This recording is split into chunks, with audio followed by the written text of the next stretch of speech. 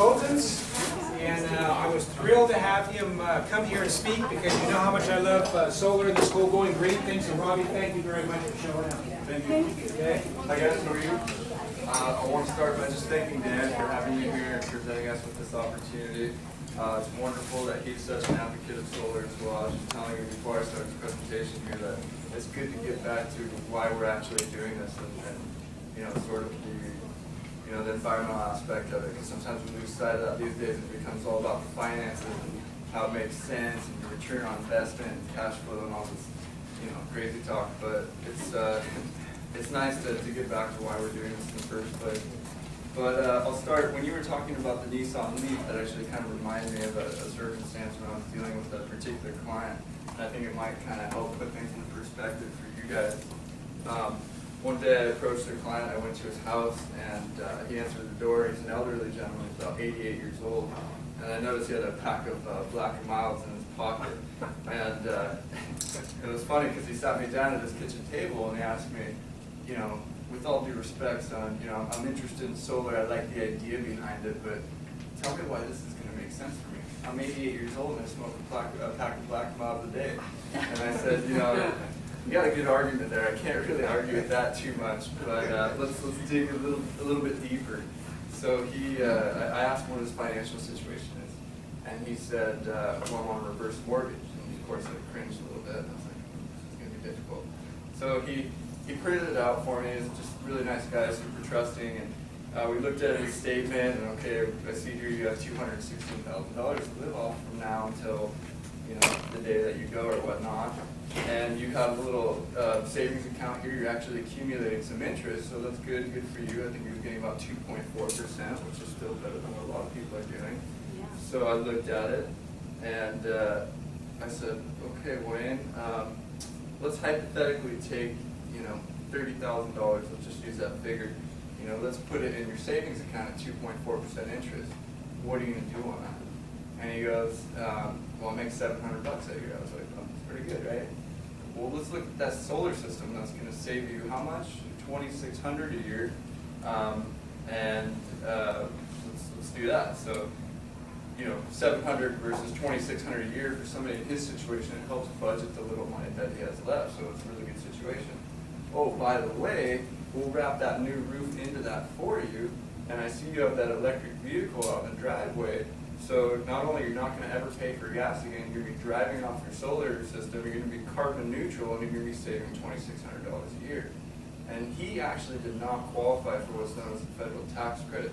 In a lot of cases, the government will actually pay for 30% of your solar electric system. So that's just a perfect example. If an 88-year-old guy, if it makes sense for him and really shake out, there's no reason that it can't work for a lot of you. But that's not the only option. You don't just have to purchase a solar electric system. You could also engage what we call leases and PPAs. We'll discuss that in a little bit. But I'll start by introducing my company. My name is Robbie. I'm the Santa Barbara Solar Consultant. A little background about myself. I come from an environmental background from UCSB. The reason we started this business is, I don't know if you guys have been getting these calls on your cell phones at home. Do you want to go solar, zero money down? A lot of people, it's getting kind of tiresome. You're hearing this solar right and left. It's almost giving the industry sort of a black eye. So, I thought I want to give people the real deal, the real objective, transparent, situation behind it so that we can determine as individuals if it works for them. So my particular business model is to, instead of being married to one organization and one company that's going to sell you zero down solar or whatever it is, I decided I want to work with multiple contractors in town so that I can give my clients the option who to choose, what products to work with, and it kind of helps drive down the cost for the clients as well. I'll start by giving the presentation here. I'm just going to go through this real fast. I'm happy to answer any questions at the end if you don't mind holding questions till the end. This is essentially what we're going to cover here. A little bit basics of solar electricity, utility costs, the advantages of going solar, a few logistics, financing, and the final steps.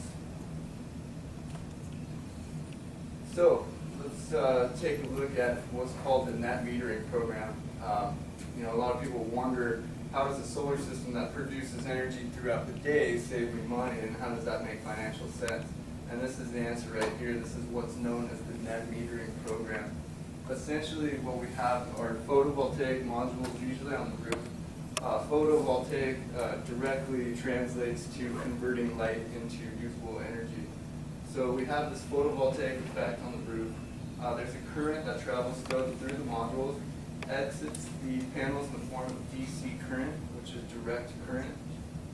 That's not usable by the home nor the utility grid, so we actually have to convert that electricity into alternating current, which is AC current. We run it through what's called an inverter here, which does that very thing, and then it actually becomes usable by the home and the utility grid. So you actually will use power directly from that solar system that's on your roof. That's your power, you produced it, you own it. Throughout the day, you most always will generate what's known as a surplus. So you will actually generate more electricity than you can use. The way that you're credited and reimbursed for that electricity is through the main service meter. So essentially, you're feeding that power back into the utility grid. Even your neighbors are running off the renewable energy that you produce. You're credited through that, through this net metering program.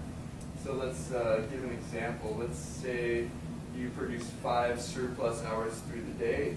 That means you get 5 kilowatt hours at night for free from Edison. Essentially, you have a fully functioning power plant / ATM on your roof. Next slide. So the first question I get is, where's the best place to put these things? Generally speaking, we try to look at the roof first. We can install solar on virtually any roof type with the exception of wood shake, which is banned in 2014 due to fire code. One nice thing about getting to do it on the roof, let's say you have a roof that's 20 years old, 30 years old, needs replacement, you may be able to apply tax credits to the replacement of that roof because you're installing solar as an energy efficiency measure. The second place, if we don't have enough real estate on the roof, we'll actually take a look at the ground and install what's called a ground mount. Or if you have a super, nice, fancy, expensive roof that you don't want to touch, we'll certainly go ahead and look at the ground. We look for south-facing exposure on the south side of the home. Generally speaking, a ground mount is slightly more expensive, but negligent, not by much.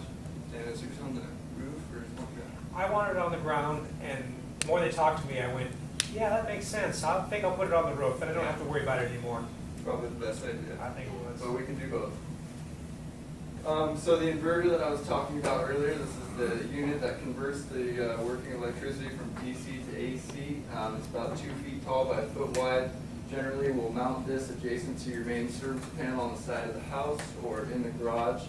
We also have what are called microinverters that fit directly underneath each individual panel, and we use those to mitigate against shade sometimes. But there's several options that we can use.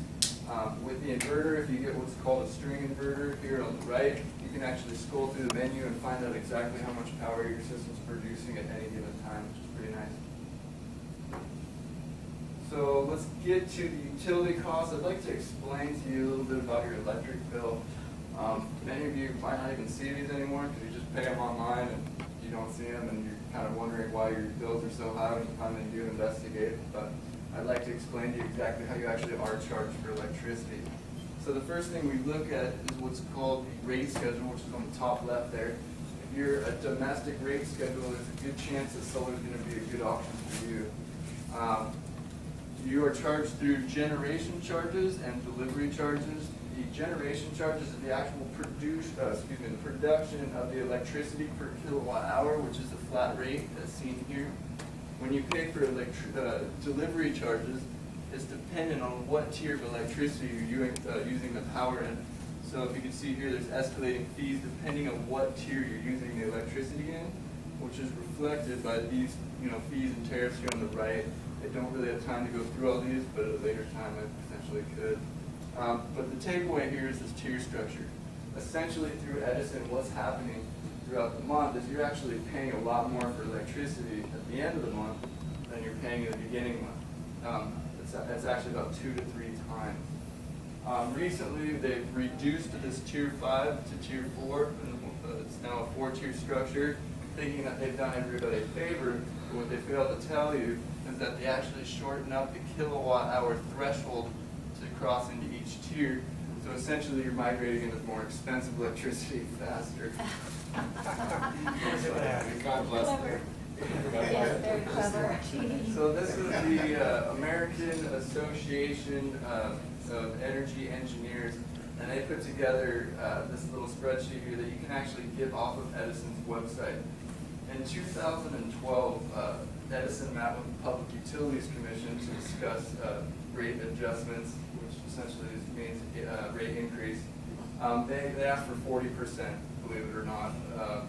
Distributed over 3 years, the PUC came back and said, we'll give you 16.6.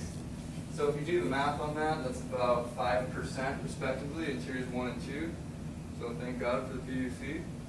Unfortunately, tiers 3, 4, and 5 were unregulated by the Public Utilities Commission. So essentially, Edison has free reign to do what it wants. And those of you with the $200 and $300 electric bills, this is why.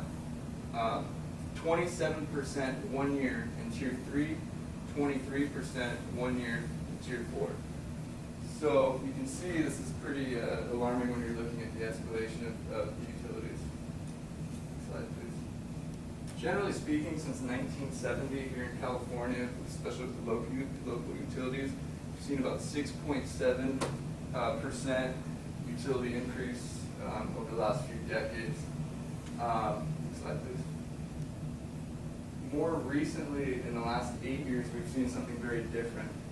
If you notice here in tiers 1 and 2, this is also can be found on Edison's website, with 24% and 11% respectively in tiers 1 and 2. That's because of the public utility, the PUC regulation. Where it becomes alarming here is tiers 3, 4, and 5, 92, 95, and 116% respectively. So if you're a high user and most of your power is coming from the higher tiers of electricity, essentially your bill has almost doubled in the last 8 years, believe it or not.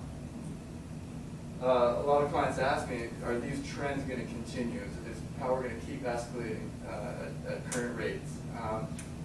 You can be the judge for yourself. I would beg to differ that yes, probably, and this is why. Number one, just basic supply and demand. We have a lot of people living in this country now. Our energy demand is higher than it's ever been. You see little kids with cell phones now and iPads at 7 years old, so we have more appliances, we're using more energy than ever before, and unfortunately, our supply is not increasing proportionally. Another reason that I expect this trend to continue is because of utility infrastructure. Edison has talked to the PUC about what's called deferred maintenance, where essentially they've saved up all this work that they need to do on the current utility infrastructure so that they can justify these rate increases that we've seen. So not only do we need to expand on our current infrastructure, but we also have to update the equipment that's already out there. Edison doesn't pay for any of this. We pay through all of this through our delivery charges. So that's why you see our bills going up. The third reason we probably expect this trend to continue is because the PUC is actually mandating that Edison generate 33% of their power through renewable sources by 2020. Me being an environmentalist, I'm pretty excited about this. However, the money's got to come from somewhere. Edison, they can either build solar farms, they can build wind farms, or they can let us feed solar back into the grid through the existing net metering structure. But that has its own implications as well. This is an example. We have, so let's say somebody invests in solar technology. That results in lost revenues for the utility. They actually try to compensate for that by increasing the rates of its current users, believe it or not. And so they get upset. They come to me and they say, hey, we'd like to look at solar. They invest in solar. As you can see, this is not a sustainable model for the utilities. The implications of this are, you may have heard they're trying to impose tariffs and taxes on going solar through the net metering program. So you may actually have to pay to go solar pretty soon. This is sort of an incentive to do it sooner than later. For example, Dan, grandfathered into this program, he's got 20 years of power that is unadulterated that they can't tax him for.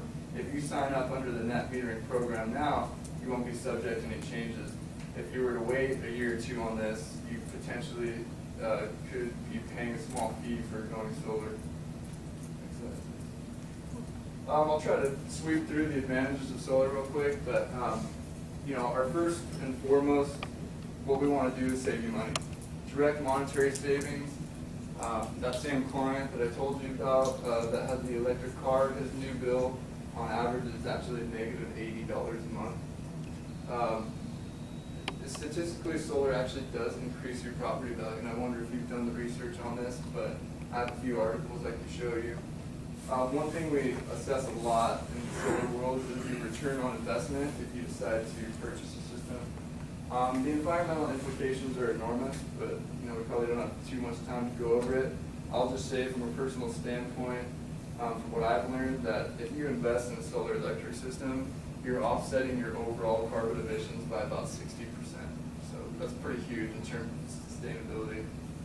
Energy independence sort of speaks for itself. Here's an example of a post-solar bill, probably what Dan's looks like. That's negative 1096. Generally speaking, in the spring and summer months, we'll see negative bills, and then in the winter months, we'll see them come up a little bit. Ironically, in the winter, we're actually using more power, but the days are shorter, so we're producing less from the solar electric system. I'll skip that one. Property value appreciation. So there's a couple studies out there. I encourage you guys to do your own homework if you'd like. Lawrence Berkeley National Laboratory says that a 3 kilowatt system, which is somewhat average size, will increase home value by about 17 grand. Another study from the Appraisers Journal says that for $1 in every first year utility bill savings, you'll increase your property value by about $20. You save $1,500 in the first year, multiply that by 20, that's a $30,000 property value increase. I usually just like to be conservative, and I'll say maybe you can expect something in between the two. But yet again, it's just an added bonus. Logistics. So some of you probably are already asking yourselves, am I a good solar candidate? This is how we kind of determine that. If you have exposed roof or yard on the south-facing side of the home, that's a very good start. Minimal shading effects from trees and surrounding vegetation. If you have a lot of big trees, it may actually reduce the amount of, or how effective your solar system will be. Generally speaking, for solar to make sense, we want to see bills that are above $75, $80 a month. If you meet all those requirements, you're probably a very good candidate for solar. Solar is somewhat of a process. Unfortunately, we can't just sign a contract and have somebody go solar the very next day. We have to get a building permit, we have to get some engineers together, and we actually have to get permission to build this thing.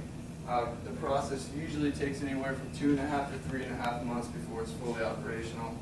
If you decide to purchase the system outright, your payments will be broken up in progress payments between all these steps, so it's not like you're just writing one single check. Product considerations. Santa Barbara Solar Consultants, we work with virtually every manufacturer, so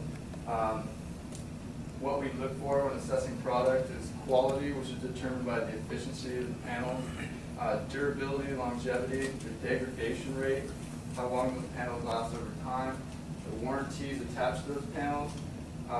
We actually care about where those panels are produced, and of course cost is always a concern. Sometimes it'll be 5 minutes into a presentation and I will hear, okay, so how much does this thing cost? I'll just tell you guys up front. If you look at the California Solar Initiative website, this is a great resource for anything solar. It'll tell you absolutely anything you want to know statistically.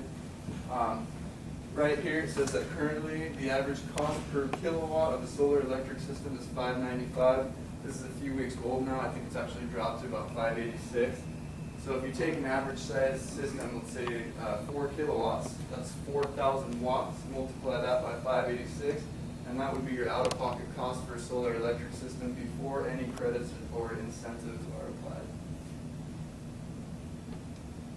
So let's look at the different options. I think I mentioned before the different incentives. Like I said, if you decide to actually purchase the system, you'll get 30% of the gross cost of the system from the federal government, which is really nice. I encourage everybody to talk to their accountant first because this works differently with different people.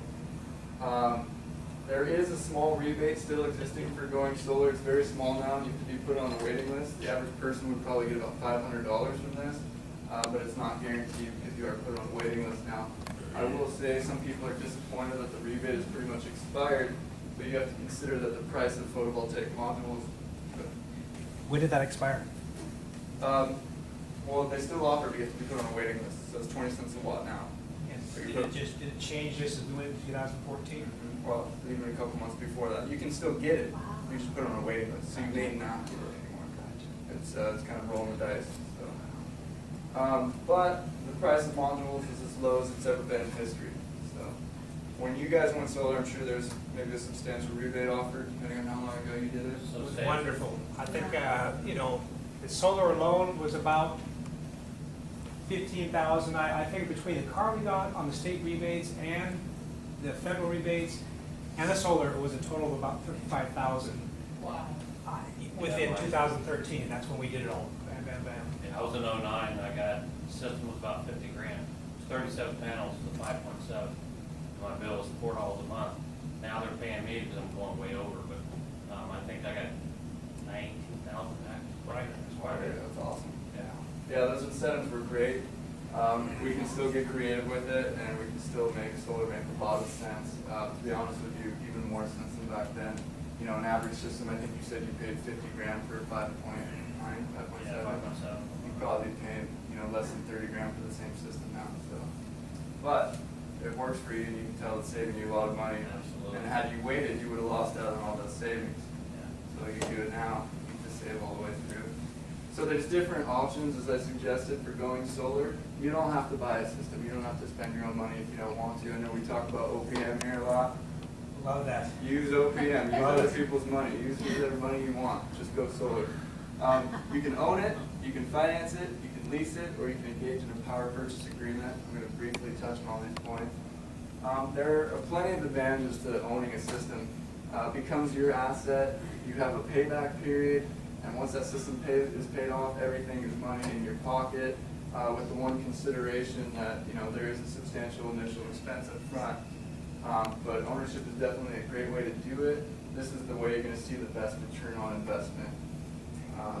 You can also finance it. You can OPM, you can use other people's money to get your system installed. Same thing, you're paying off your own asset. The tax credits and the incentive go to you still, which is great. A lot of times it's great about the finances. If you have a bill that's over $100, we have the ability to make you cash flow positive immediately, which is really cool. Not only, so you're not leasing the power from somebody else, you're actually paying off your own system, and at the end of those payments, that system becomes yours. And a lot of times, like I said, you can be cash flow positive from day one, which is pretty nice. As far as the lease is concerned, this is a different way to do it. I think Dan said that he engaged in a lease where he paid about $2,000 up front, so that he locked in his payments over time. The advantage of a lease is this. Sometimes I ask clients to say, if you could pay exactly what you're paying for electricity now, nothing changes except for you're fixing your costs. You pay exactly what you pay now, and you keep paying it, but you're running on renewable energy, you know, from this, you know, planet's most perpetual resource. You think you do it? And most people say, yeah, that's kind of a no-brainer. Well, in 95% of circumstances, we have the ability to do this. So those of you who are saying, you know, this isn't for me, I encourage you to reconsider. Next slide, please. The final thing you can do is what's called a power purchase agreement. This is essentially swapping your utility. Right now, you're buying power from Edison. If you engage in a power purchase agreement, you're buying your power from a solar utility per unit of electricity produced. This is very, very similar to the lease option. Can you go back one? One thing I forgot to mention about the lease, there's also the option to engage in what's called a prepaid lease. And both the zero money down option and the prepaid lease option, you're foregoing your tax credits and rebates to a third party that basically absorb those for you and lower your net cost. A prepaid lease essentially means you're buying all your power for the next 20 years in one-time installment up front. What you can actually do is even finance that low net cost payment and drive down the cost of energy significantly. So that's another creative way to go solar. Back to the PPA. One nice thing about the power purchase agreement and the leases is you actually get a 20-year bumper-to-bumper warranty where they assure you that you're going to get a certain amount of power generated every year and that you'll never dip below that. If you do, they'll actually come physically out to your house and fix the system for you. Wonderful. So that's a pretty good warranty, which you have. Especially if you're in a high wind area like we are. If it blows off the house, phone call, it's not my problem. Yep. It's a great way to do it. Next slide, please. So what we do for you in terms of choosing solar providers and working with different people is we look for companies that have longevity, they've been in business for a while, good reputation, they're known to use quality products, and they have excellent customer service. What we aim to do for you guys is to eliminate your personal time investment. How we do that, we do the research on your behalf. We'll sit there and provide you with all the information that you need. We will not be hassling you with annoying sales calls on a weekly basis.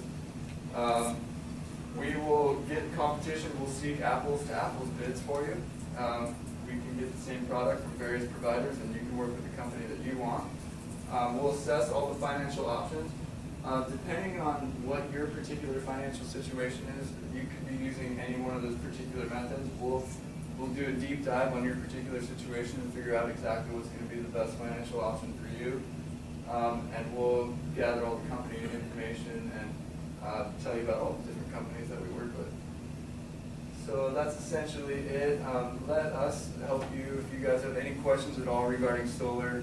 We're happy to give you a consultation if you want. If you just have a few questions, please feel free to use us as a resource. Just call in. We're happy to help you in any way that we can. I've been living in Santa Barbara for the last 7 years. One of the reasons I created this company was because just of the progressive and sustainable mindset of Santa Barbara, and I really identify that with that for this area. So I'd like to help you and help any of you guys make the transition to solar if you're willing. And if you have any friends or family that you think can benefit from this, we'd love to help them as well. One other thing that we'll do is once you actually sign a solar contract with one of our installers, we'll help them facilitate and manage the relationship between you and that integrator so that we hold them accountable, we make sure that they do everything that they said they would, and you also have another source of support. So it ends up being pretty good for everybody. That's essentially it. I appreciate you guys listening. If you guys have any questions, please feel free to ask them now. What's the average cost? The average cost, Per so house, yeah.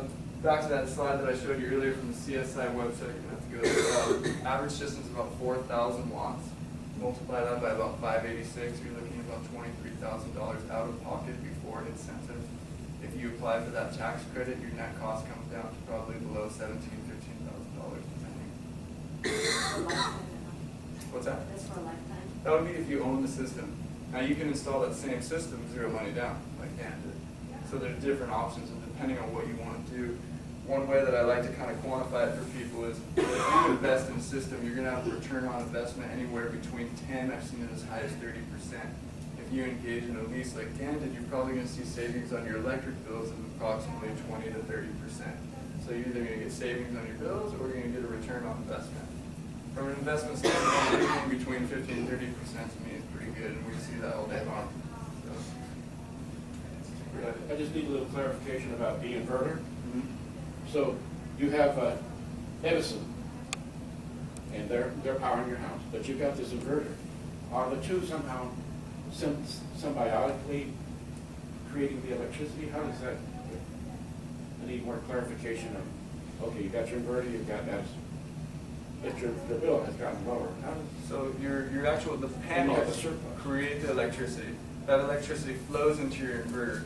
The inverter essentially acts like a transformer that converts that electricity into usable electricity that you can use, and then also the utility grid can use. That enables us to feed energy back into the utility grid, which is what you're credited for. So if you were to install a battery system, you would be completely off grid. You wouldn't need Edison at all. Because that solar system only produces throughout the day, they designed this credit system to help incentivize people to do it so they could apply those credits to the evening and they could offset their entire electric bill rather than just producing power during the day. And that's all done on the meter that Edison provided. So that meter, that new meter that they installed in your house and didn't tell you about, you had the guys walking around your yard and you said no, but they came anyways. So it's a new digital smart meter that they actually can account for every little bit of power that goes in and out of that service meter. You're actually somewhat required to have that digital smart meter now to install a solar electric system. Right. God loves them and I'm trying. Yeah. Okay. Any other questions? How much trees can you have? I've got a huge pine tree in the back of my house. It covers the whole back. It depends on what side of the house that's on. If it's on the north side, it's not going to be a problem. If it's on the south side, in front of where the system would go, then it potentially could be a problem. We have very expensive equipment that's able to gauge exactly how much shade that tree is going to cast, and we're able to either tell you to trim it, or we provide services where we work with tree trimmers as well. They can trim it. There's several different things that we can do, but probably be wise to have somebody come out to your house and check that out for you. Just have it trimmed up because it takes up, it covers 3 houses, right? Well, it sounds like a pretty big tree. Monster. Yeah. I don't know if you've dealt with it, but the tune-up period with like PG&E and some of the other ones, where you're putting so much power in that you're actually getting paid back for it, and that has got to be the most confusing thing I've ever seen in my life. I'll explain that to you. So everybody asks me, so can I use solar as a revenue stream? Can I make money off this thing? In theory it would be nice, but they kind of prevent you from doing that. So essentially, if you remember that tier structure I showed you, baseline, the least you'll ever be charged for electricity is 13 cents a kilowatt hour. At the end of the month, you'll be paying about 32 now. When you feed excess electricity back into the grid past what you've actually consumed, PG&E and Edison will pay you about 4 cents for that same electricity. So they find a nice creative way to make it not work for you to make money off of them. But that credit system applies no matter what tier you're using the electricity in, so we can offset your entire bill and at least get them that much. Yeah, I paid for pretty much 8.5 years. I'm getting back about $250 to $300 at the end of the year, the tune-up period, if you ask for it. If not, it just disappears. Yeah. Make sure you ask for it. Yeah, you gotta ask for it. It must be nice to get a little bit of back though, right? It is, if you remember, yes. Yeah, good. Glad to hear that. Anything else? Well, thank you guys. Appreciate your time. Thank you.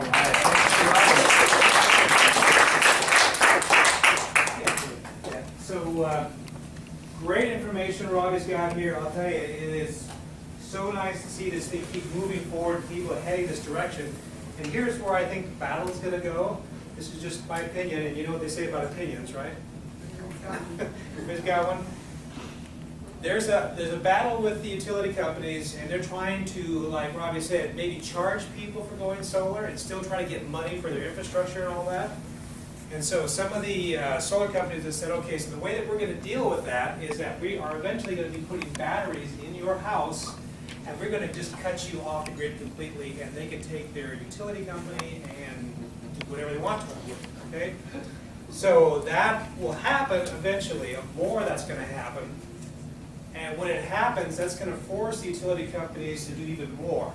And I suspect, and I don't know, Robbie, you might know more about this than I do, if there's any kind of regulations for the power companies to come back and compete head-to-head with the solar companies and say, hey, look, I may be Edison, but we're putting solar on rooftops now too, and we'll put solar on your rooftop, and you don't have to go to Keith anymore, you can go through us. So you know that's going to happen, right? Yeah, so that's going to happen in the battle, especially when people start cutting the cord and going, hey, if you're going to charge me for anything, you're gone. All I need are batteries, charge my car, power my house. I don't care if I get a dime from you because I know I never will, so you're gone. And when that happens, then you're going to see power companies going, okay, we're in the solar game, but I'll be willing to bet you they'll never give you as good a deal as some other company. And a massive marketing Yeah. campaign on TV.